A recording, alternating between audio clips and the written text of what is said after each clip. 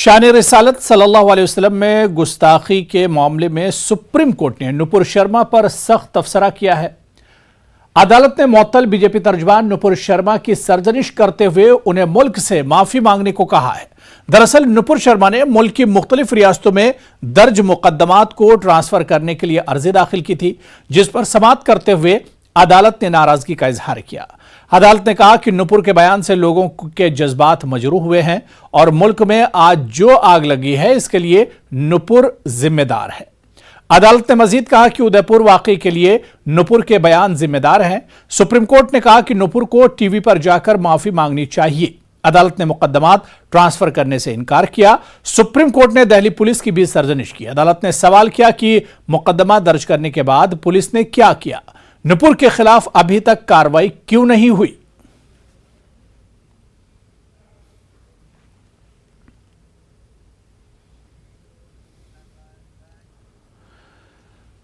जम्मू कश्मीर में G20 इजलास बुलाने के हिंदुस्तान के मंसूबों से जुड़ी खबरों पर चीन ने एतराज जताया है। इतना ही नहीं, चीन ने पाकिस्तान के हां में हां मिलाते हुए कहा कि इलाकाई अमन और इस्तेहकाम के लिए फरीकैन को तनाज़ात को बातचीत और मशावरत से हल करना चाहिए और मसला पेचीदा बनाने वाले इक़दामात से गुरेज करना चाहिए। चीनी तर्जुमान का इस हवाले से कहना था कि चीन इस इजलास में शिरकत करने के मामले को देखेगा। चीनी वज़ारत ख़ारिजा के तर्जुमान ने कहा कि मसले कश्मीर पर चीन का मौक़िफ़ मुस्तकिल और वाज़ेह है। मसले कश्मीर अक़वाम मुत्तहिदा की सलामती कौंसिल के करारदादों के मुताबिक हल होना चाहिए। चीनी वज़ारत ख़ारिजा के तर्जुमान का मज़ीद कहना था कि G20 बैनुल-अक़वामी इक़्तिसादी और मालियाती ताउन का सबसे बड़ा फोरम है। तमाम बड़ी मईशतों से मुतालबा है आलमी मईशत की मुस्तहकम बहाली पर तवज्जो दें, इक़्तिसादी ताउन को सियासी रंग देने से गुरेज किया जाए। इससे कबल पाकिस्तान ने भी जम्मू कश्मीर में G20 के इनेकाद के हिंदुस्तान के मंसूबे की मुखालिफत का इजहार किया था। पाकिस्तान ने कहा था कि वो कश्मीर में इजलास के इनेकाद की हिंदुस्तान की कोशिश को मुस्तरद करता है।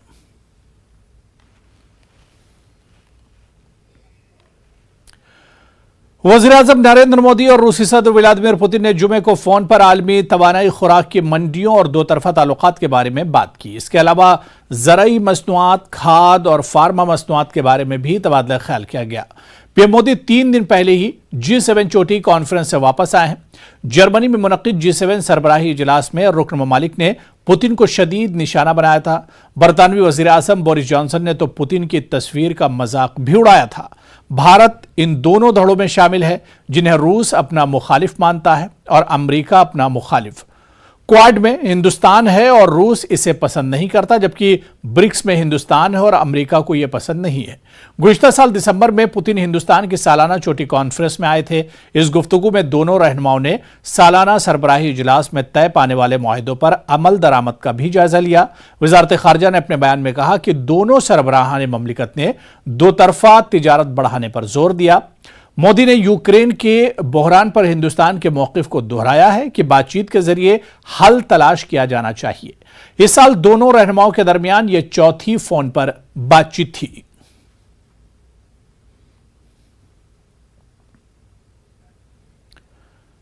यूक्रेन के बंदरगाही शहर ओडिशा में रिहायशी इमारतों पर रूस के मिसाइल हमलों में 2 बच्चों समेत कम से कम 18 अफराद हलाक हो गए हैं। यह हमला जुमेरात को स्नेक आइलैंड से रूसी अफवाज के इनखला के बाद हुआ। हमले के वीडियो में ओडिशा में इमारतों की जली हुई बाक़ियात को देखा गया है। यूक्रेन के सदारती दफ्तर के नायब सरबराह ने बताया कि 18 अफराद हलाक हुए हैं, जिनमें 2 बच्चे भी शामिल हैं। यूक्रेन के मुताबिक यह रॉकेट बुहारे अस्वद के ऊपर से रूसी फौजी तैयारे से फायर किया गया था। यह रिपोर्ट देखिए।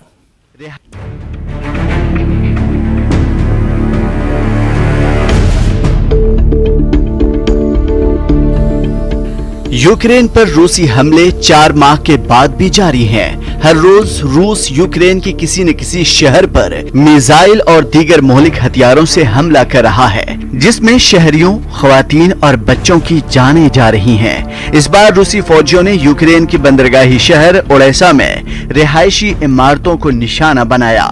रिपोर्ट के मुताबिक रूस के मिसाइल हमलों में 2 बच्चों समेत कम से कम 18 अफराद हलाक हो गए। ये हमला जुमेरात को स्नेक आइलैंड से रूसी अफवाज के इनखला के बाद हुआ। हमले की वीडियो में ओडेसा में इमारतों की जली हुई बाकियात को दिखाया गया। यूक्रेन के सदारती दफ्तर के नायब सरबराह ने बताया कि इस हमले में 18 अफराद हलाक हुए हैं, जिनमें 2 बच्चे भी शामिल हैं। यूक्रेन के मुताबिक ये रॉकेट बहरे अस्वद के ऊपर से रूसी फौजी तैयारे से फायर किया गया। यूक्रेनी मीडिया के मुताबिक ये हमला दोपहर 2:30 बजे के करीब हुआ। अचानक एक मिसाइल बुलंद इमारत से टकराया। हमले के बाद इलाके में खौफ व हरास देखा गया। अब यूक्रेनी हुक्काम राहत व बचाव का काम जारी रखे हुए हैं। इससे कबल 27 जून को यूक्रेन के शहर क्रेमेंचुक में एक शॉपिंग सेंटर को तबाह कर दिया था। हमले के वक्त मॉल में सैकड़ों अफराद मौजूद थे। इस हमले में कम से कम 20 अफराद हलाक और मुतअद्दिद जख्मी हुए थे। इस हमले के बाद यूक्रेन के सदर व्लादिमीर ज़ेलेंस्की ने कहा कि रूसी सदर व्लादिमीर पुतिन दहशतगर्द बन चुके हैं। Bureau report, news 18 Urdu. Brazil, रूस, भारत, चीन और जनूबी अफ्रीका की तंजीम ब्रिक्स में एक नया मुल्क शामिल हो सकता है। ईरान ने ब्रिक्स का हिस्सा बनने के लिए दरख्वास्त दी है और इस पर गौर किया जा रहा है। खबर रसा इदारे और रॉयटर्स के मुताबिक ईरान ने ब्रिक्स ग्रुप का हिस्सा बनने के लिए दरख्वास्त दे दी है।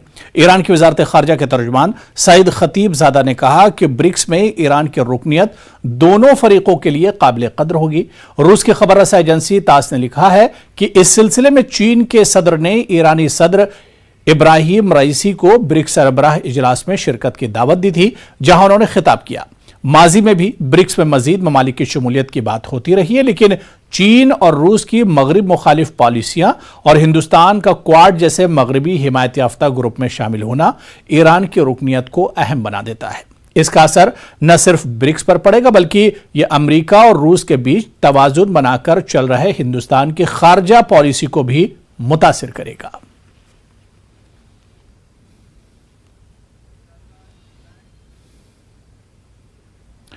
यूरोपीय कमीशन की सदर उर्सुला वॉन ने यूक्रेन को यकीन दिलाया कि यूरोपीय यूनियन इल्हाक के अमल में उसके शाना बशाना खड़ी रहेगी। यह वादा मुल्क को यूरोपीय यूनियन के उम्मीदवार का दर्जा मिलने के चंद दिन बाद सामने आया है।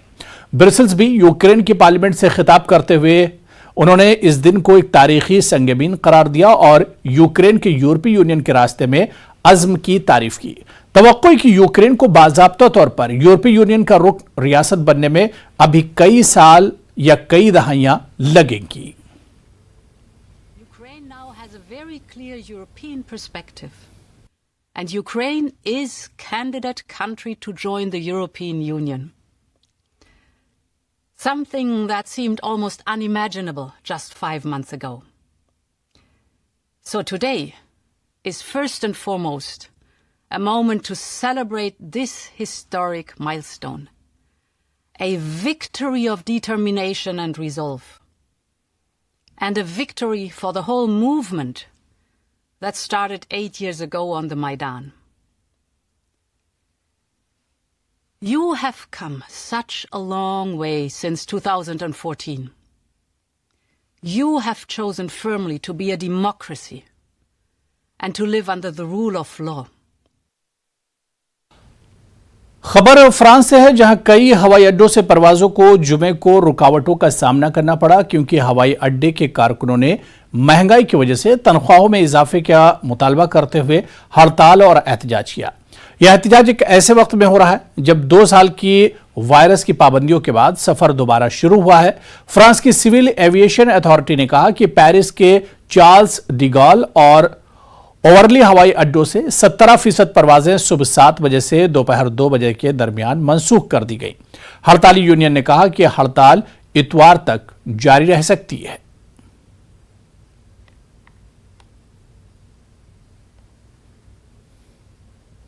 On arrive à 95% de l'activité. L'activité est revenue à 95% de ce qu'elle était avant la période Covid, avant 2020. Sauf qu'on a 20 000 salariés en moins sur l'aéroport de Roissy. Donc les conditions de travail se sont fortement dégradées et les responsables, ce sont les patrons qui se sont empressés de licencier pendant la période Covid pour faire baisser le prix du travail. Hong Kong को चीन के हवाले किए जाने के 25 बरस मुकम्मल होने पर खुसूसी तकरीबात का इनेकाद किया गया, जिसकी सरबराही चीनी सदर ने की। चीनी सदर ने इस मौके पर यह बताने की कोशिश की कि हांगकांग पूरे तौर पर चीन के साथ है। इस मौके पर उन्होंने एक मुल्क और दो निजाम की तारीफ की। वाज़ेह कि 2019 में जमहूरियत नवाज मुजाहरों ने पूरी दुनिया में चीन के खिलाफ सोच पैदा कर दी थी। ये रिपोर्ट देखिए। इस मौके पर अमेरिका, बरतानिया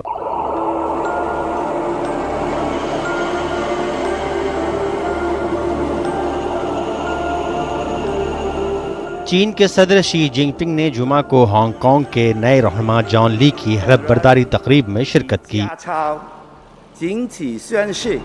चीनी सदर जिनपिंग ने इस मौके पर अमेरिका, बरतानिया और दीगर के इल्ज़ामात के खिलाफ एक मुल्क और दो निज़ाम के फ्रेमवर्क के अपने विजन का दिफा किया। 1997 में बरतानिया से इसके हवाले करने के बाद शहर के नीम मुख्तार चीनी खित्ते बनने के 25 साल के मौके पर एक तकरीर में चीनी सदर ने कहा, एक मुल्क और दो निज़ाम फ्रेमवर्क जो हांगकांग को अपने कवानीन और हुकूमत करने की इजाज़त देता है, आलमी तौर पर तस्लीम शुदा है। वहीं हांगकांग के चीफ एग्जीक्यूटिव जॉन ली ने कहा कि हांगकांग ने अपने बाशिंदों की मदद से तमाम चैलेंजेस पे काबू पाया है।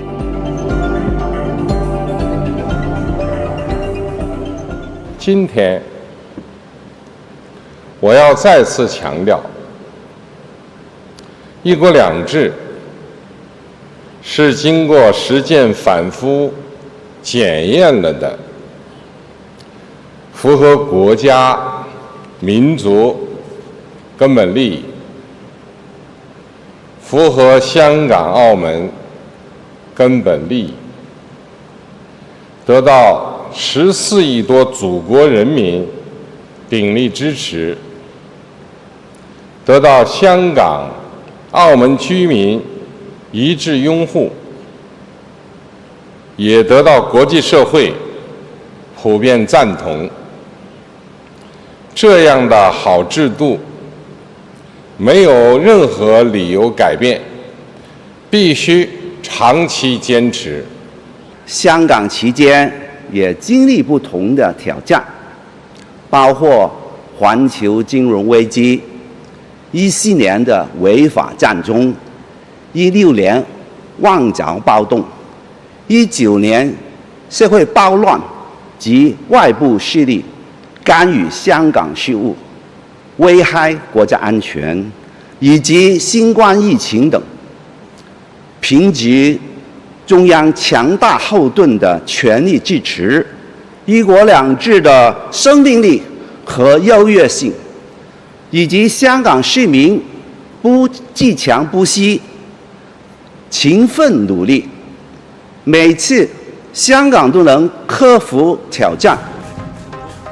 वाज़ेह है कि चीनी सदर ने इससे पहले 1 जुलाई की तकरीबात के लिए 2017 में हांगकांग का दौरा किया था, जिस दौरान उन्होंने खबरदार किया था कि चीन ऐसी किसी भी सरगर्मी को बर्दाश्त नहीं करेगा जिससे चीन की खुद मुख्तारी और इस्तेहकाम को खतरा हो।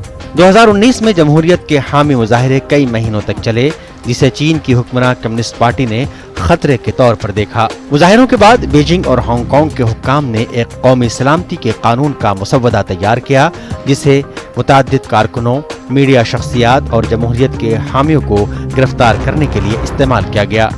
स्कूलों में मजीद हुब्बुल वतनी का निसाब मुतारिफ कराया गया और अपोजिशन सियासतदानों को शहर की मुक़न्नना से बाहर रखने के लिए इंतखाबी कवानीन में तरमीम कर दी गई।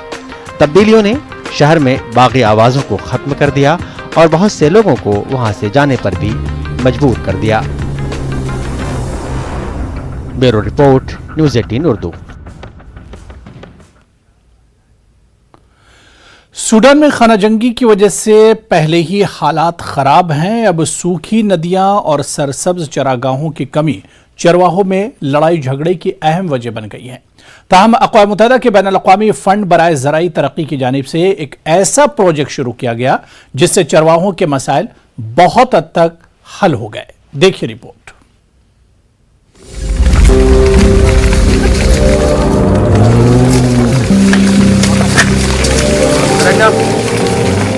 इस नज़ारे को देखकर आपको ऐसा लगा होगा शायद ये जानवरों या मवेशियों का मेला लगा है, लेकिन नहीं, ये नज़ारा है सूडान के सूबे शुमाली करदूफान का, जहां चरवाहों के दरमियान पानी और चरागाहों को लेकर अक्सर होरेज लड़ाइयाँ हो जाती हैं।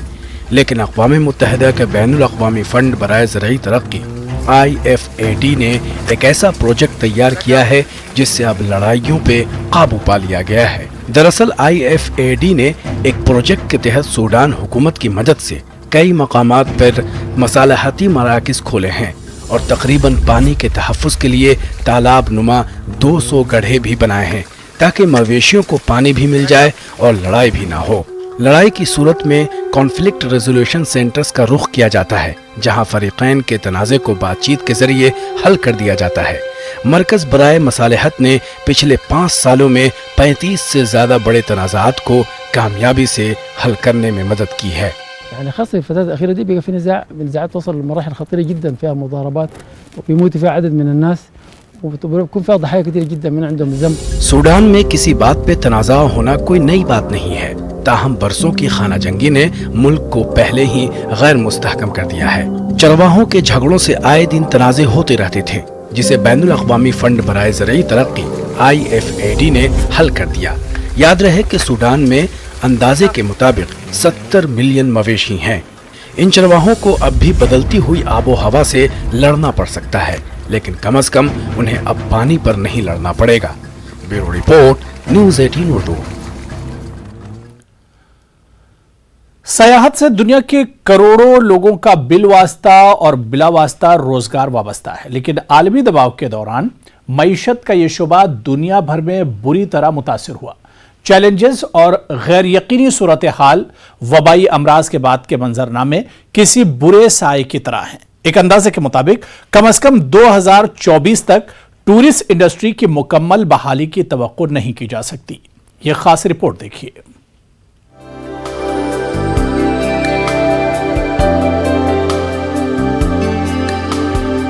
सयाहत से दुनिया के करोड़ों लोगों का बिलवास्ता और बिलावास्ता रोजगार वाबस्ता है, लेकिन आलमी दबाव के दौरान मईशत का यह शुबा दुनिया भर में बुरी तरह मुतासिर हुआ। दुनिया का हर मुल्क कोरोना वबा के बाद सयाहों की कमी की शिकायत कर रहा है। 2019 में 45 लाख सयाहों ने इजराइल का दौरा किया था, लेकिन गुज़िश्ता 2 साल के अरसे में इसराइल में सयाहों की तादाद में काफी कमी आ गई है। दुनिया के दीगर मकामात की तरह इसराइल भी टूरिस्ट क्राइसिस से जूझ रहा है। इजरायली वजारत सयाहत के हुक्काम का कहना है कि तमाम पाबंदियां उठाने के बावजूद इसराइल को इस साल निस्फ से भी कम तकरीबन 20 लाख ज़ायरीन की आमद की तवक्को है। इस महीने लगभग 10 ममालिक में एसोसिएटेड प्रेस के अंदाजों और इंटरव्यूज के मुताबिक जिस तरह कोरोना के बाद हालात नॉर्मल होने में वक्त लगा, इसी तरह सियाहती सरगर्मियां भी मुकम्मल तौर पर बहाल होने में वक्त लगेगा।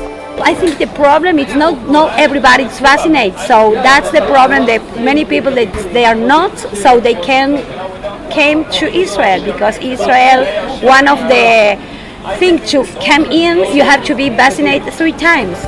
3.5 ट्रिलियन डॉलर की सयाहत की सनत का असल मुहर्रिक इकोनॉमिक अर्जेंसी है, जिसके बारे में अक़वाम मुत्तहिदा का कहना है कि वबाई अमराज के दौरान इस इंडस्ट्री को 2 ट्रिलियन डॉलर्स का नुकसान हुआ।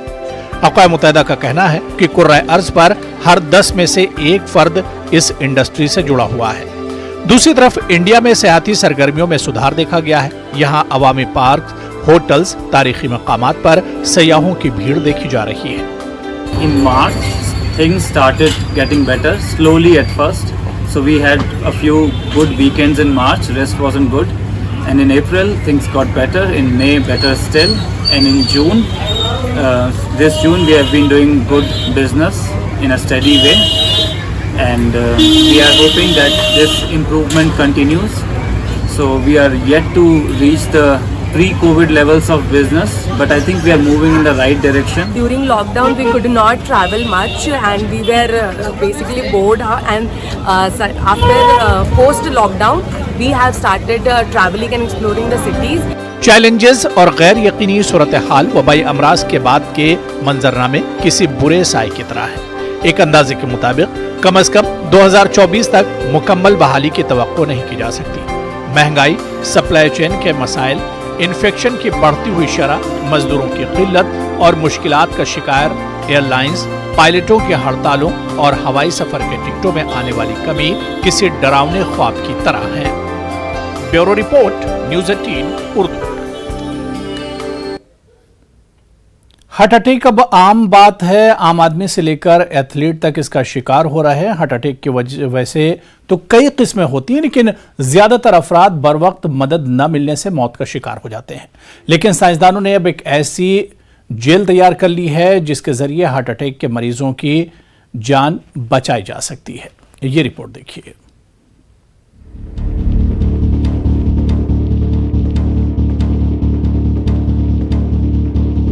ये स्टीम सेल्स के साथ सरायशुदा बायोडिग्रेडेबल जेल का एक खुर्दबीनी नज़ारा है। मुहक्किकीन का ख्याल है कि ये मुस्तकबिल में उस नुकसान का इजाला कर सकता है जो दिल का दौरा पड़ने के बाद दिल के दौरे के मरीजों को होता है। हार्ट अटैक के दौरान दिल से खून और ऑक्सीजन मुनक़ता होने लगते हैं, जिससे पट्टों के खुलिये ज़ाये हो जाते हैं और मर जाते हैं। इस जेल का मकसद स्टीम सेल्स को दिल तक पहुंचाना है।